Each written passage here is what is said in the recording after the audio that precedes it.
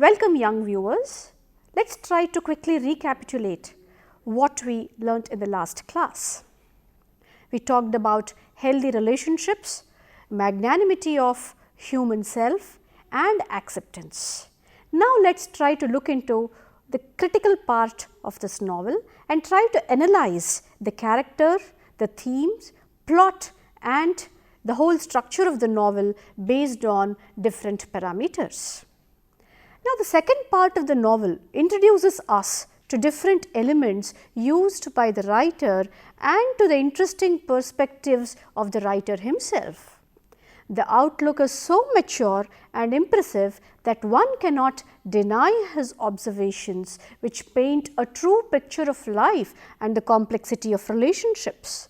The way he establishes his observations enthralls the reader so much that it effortlessly aids the reader to analyze his own thought. The reader also gets an insight into the author's childhood and different factors which force him to come up with a novel like Sons and Lovers. These details provide the required platform to the author to shape his novel. The themes also show the impact of various facets of psychology on plot and character. One can also see the shift in the themes of the modern novelist. A modern novelist gives more importance to the individual than to the society. The psychological probing into the subconscious reveals that every individual has a separate personality and that one particular personality can never merge or become one with the other.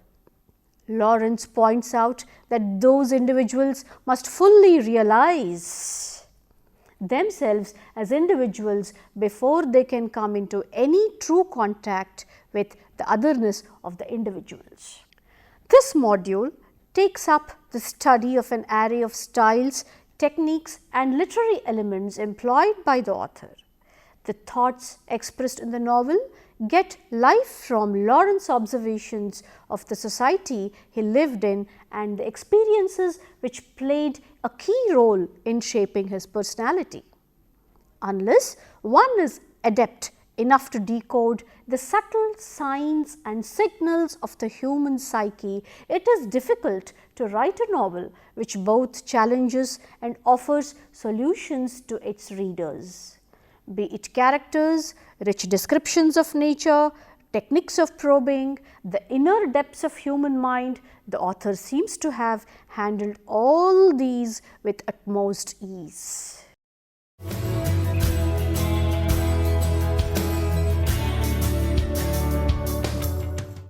Well, let's try to understand the background again of this module. What prompted Lawrence to write a novel like Sons and Lovers at a very early stage of his life? Many a time, agonizing childhood experiences leave a lasting impression on young, fragile and impressionable minds. Yes, it is true. David Herbert Lawrence was born on 11th September 1885 in the mining village of Eastwood, that is in Nottinghamshire. He was the fourth child of his parents. His father, Arthur Lawrence, was a coal miner with no intellectual pursuits. He lived a simple life, obeying his impulses and instincts, enjoying work down in the pit in the day and as wine in the pub in the evenings. Lawrence grew up in abject poverty and later succumbed to pneumonia, which in turn led to incipient tuberculosis. Always frail but intensely studious, he was encouraged by his mother, Lydia Lawrence, in his desire for knowledge. Later, he took up a job with a firm of surgical goods manufacturer, much against his aesthetic taste. Finally, he gave it up to become a pupil teacher at Eastwood. Lawrence was a prolific writer who, in the span of 19 years between his first published novel and his death, produced over 40 volumes of novels and short stories, poetry, drama and treatises and essays on the art of novelists and on a variety of miscellaneous subjects. He was a writer of great talent. He contributed a lot to literature and definitely made the world of literature worth reading, worth enjoying. It was in 1911 that Lawrence's first novel, The White Peacock, came out, and his last, Lady Chatterley's Lover, appeared in 1932. During this period, Lawrence enriched English literature with some 11 novels and a host of short stories sufficient to fill a number of volumes. Indeed, the world was lucky to have such a great author. From 1909 to 1912, Lawrence was considered to be an amateur and hesitant writer. As readers, we find his novels free from doctrinal beliefs which would dominate his later works. During this period, he wrote a number of poems and 3 novels, and the novels are The White Peacock, The Trespasser, and Sons and Lovers.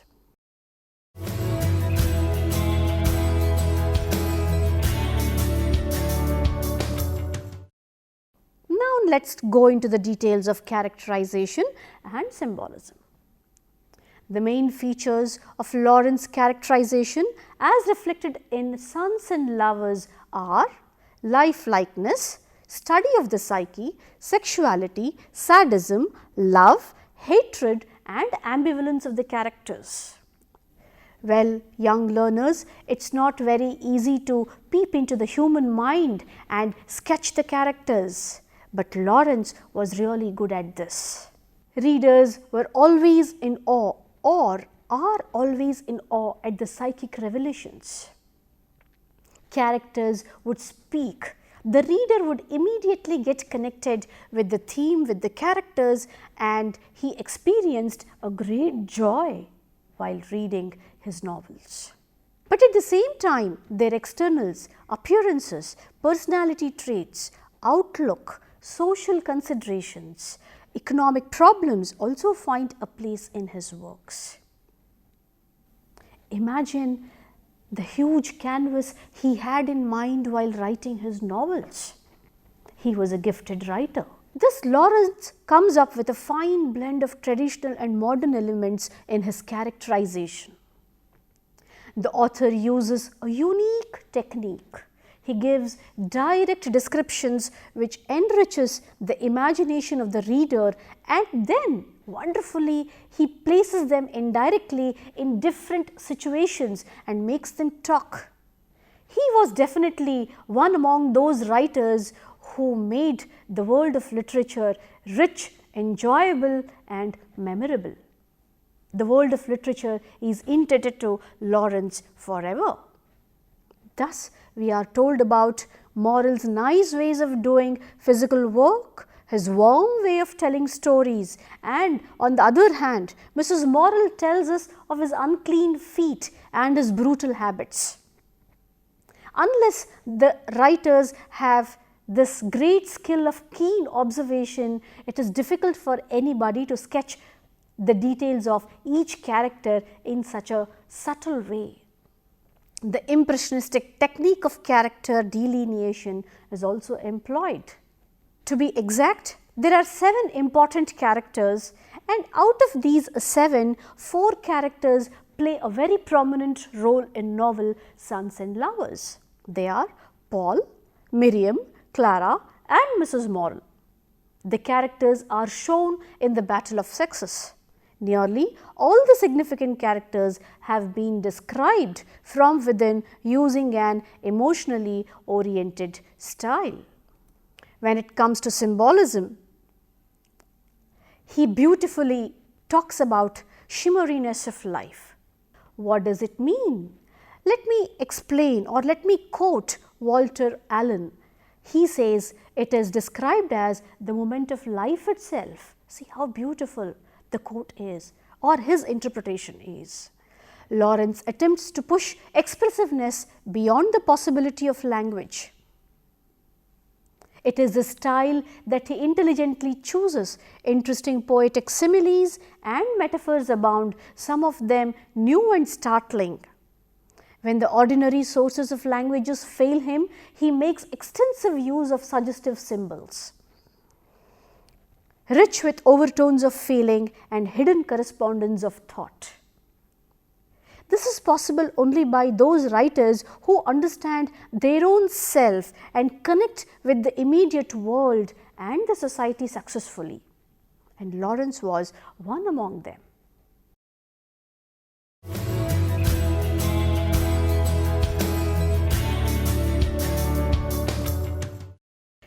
Themes of Lawrence novels are equally interesting. One cannot deny the magical effect of these themes on his readers.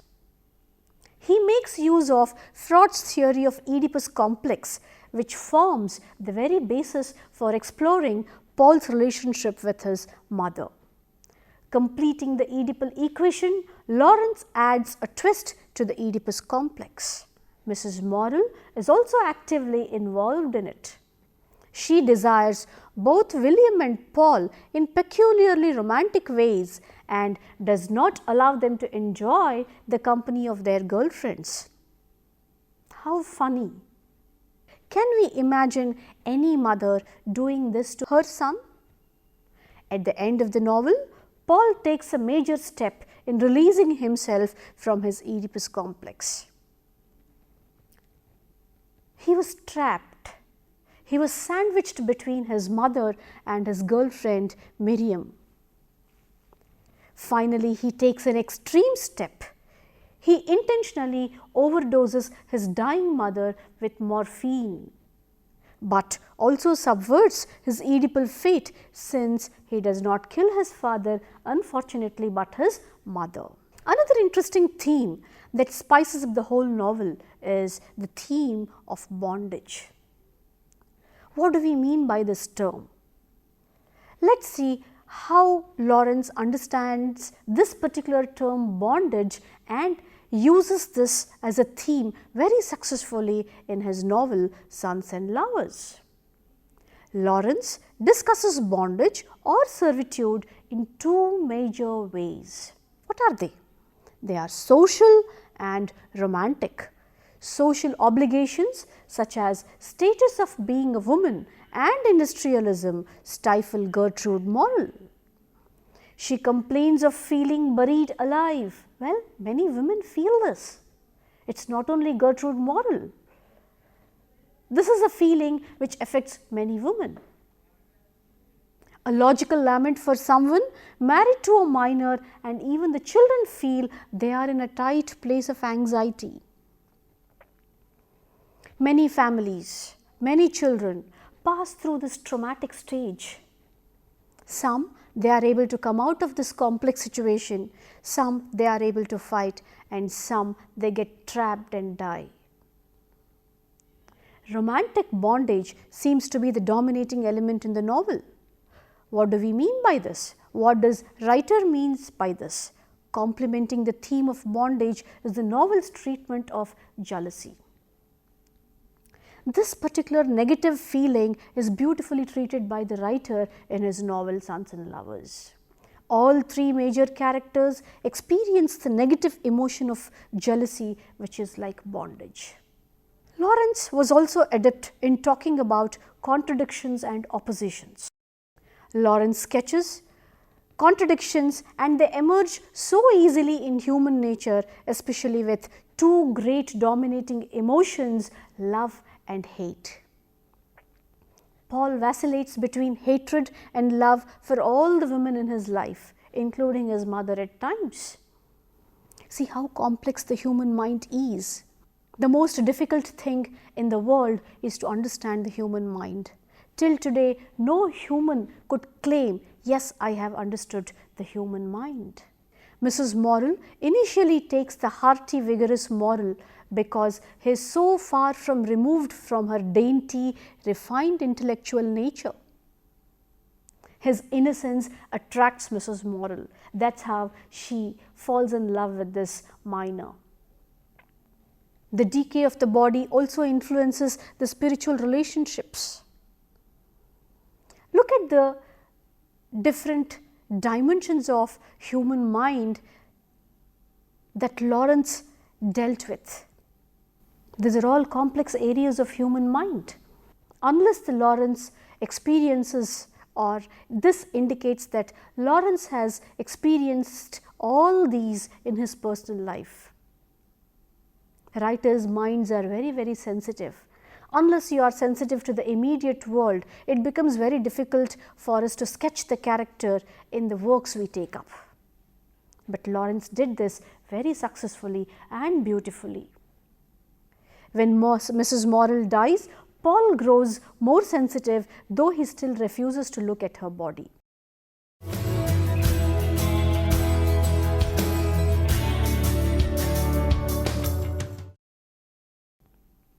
Can we imagine a novel without the traces of autobiographical element? Very rarely we come across such novels. A writer's personality is reflected in some way or the other in his works. Similar thing happened with Lawrence, Sons and Lovers. Lawrence had to endure great emotional stress in youth, and he faced many personal problems.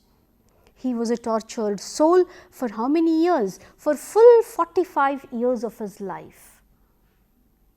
And his writings are an expression of his inner suffering, frustration and emotional complexes.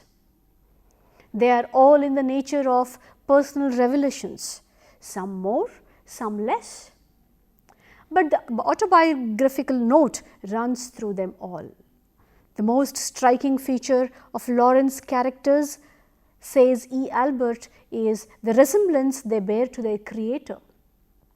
They are all the projections of the novelist's own personality.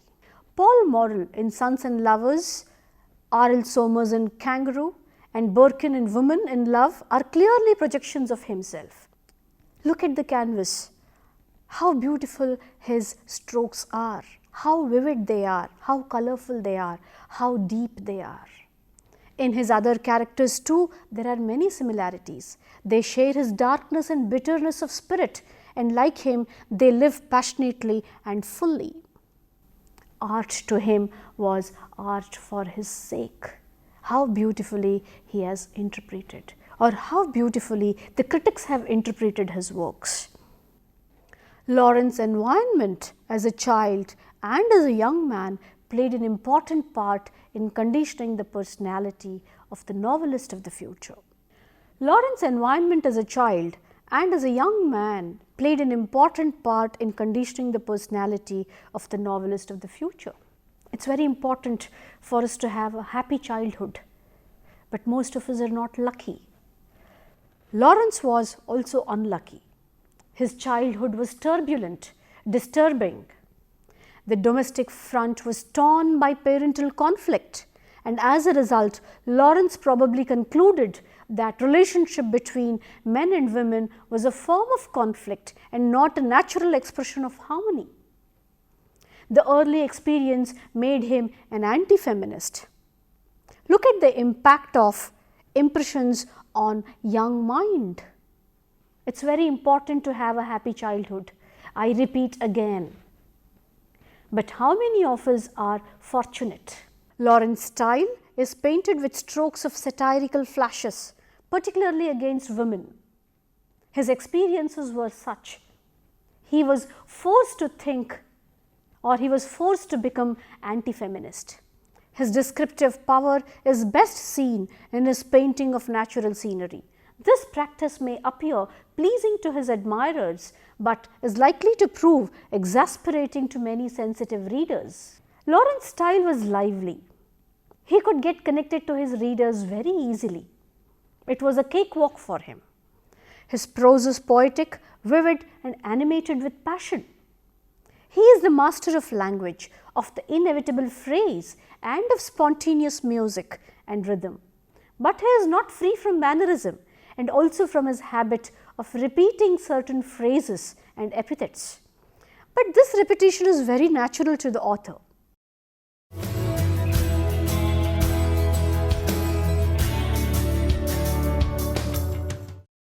The reader can also sense the streak of mysticism in all his works. and Sons and Lovers also exhibits this trait. Lawrence represents a revolt against reason.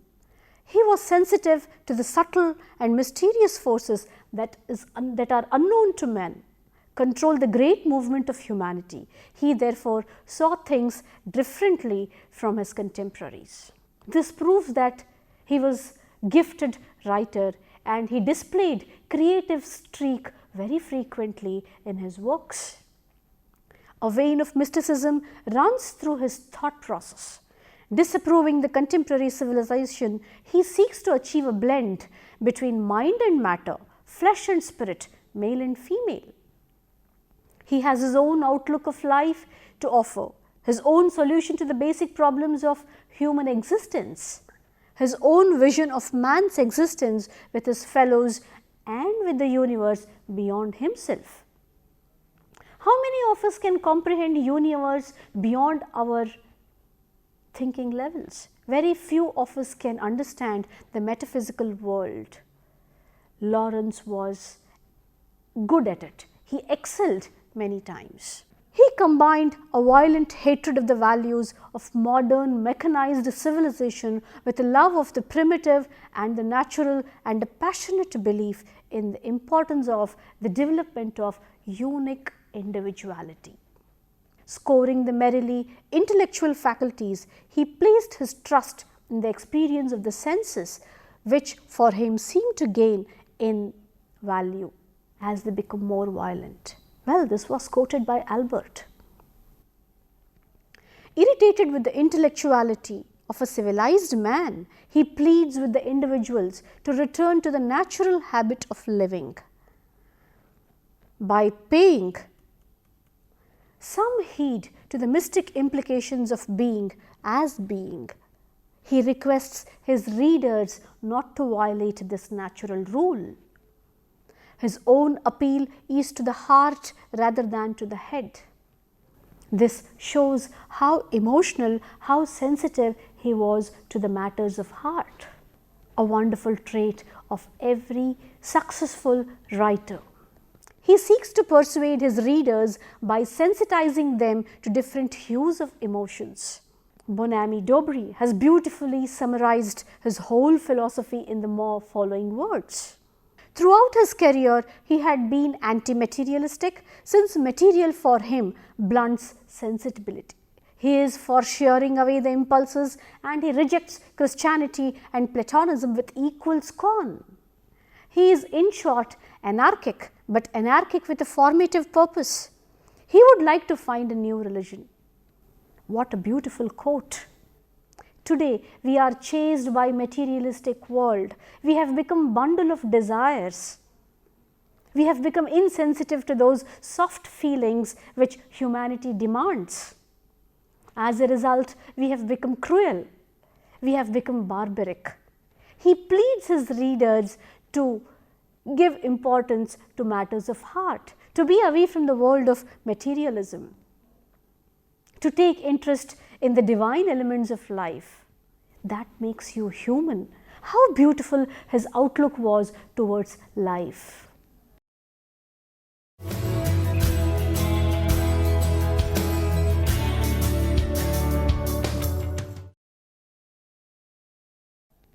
Lawrence believed in the principle of polarity, a great technique he used in order to shape his works. He viewed life as a conflict of two combating forces, the masculine, active, conscious principle as being opposed to the feminine, passive, unconscious. The true relationship does not consist in obliterating the personality of the other party, but in respecting and recognizing its distinctive character. How many of us can think on these lines? Lawrence saw all evil as arising from lack of harmony and balance in relations between man and woman. A true relationship is not static but dynamic. Only then it can be considered to be worthwhile and creative. But Lawrence saw the relations between man and woman were artificial in so far as the one really never entered the life of the other. He therefore saw the adjustment of the relation between man and woman is the most urgent problem of the day. He was a visionary. He was author of the future. He could visualize the future. He could visualize the problems of humanity. In Sons and Lovers, the characters never achieve true relationships. For the desire on the part of Mrs. Morrel, Miriam and Clara to possess the personality of their partners violates the principle of polarity. They were unsuccessful in understanding each other's personality. They were not sensitive to the feelings of different people around. They became self-centered. As a result, they became unsuccessful in the roles they were in. Mrs. Morrel failed as a mother. Paul failed as a lover. He also failed as a son. He also failed as a friend to Clara. Sons and Lovers is concerned with the problems of relationships between man and women and succeeds in focusing our attention on the need of readjustment of the old relationships, not running away from them, not separating ourselves from them.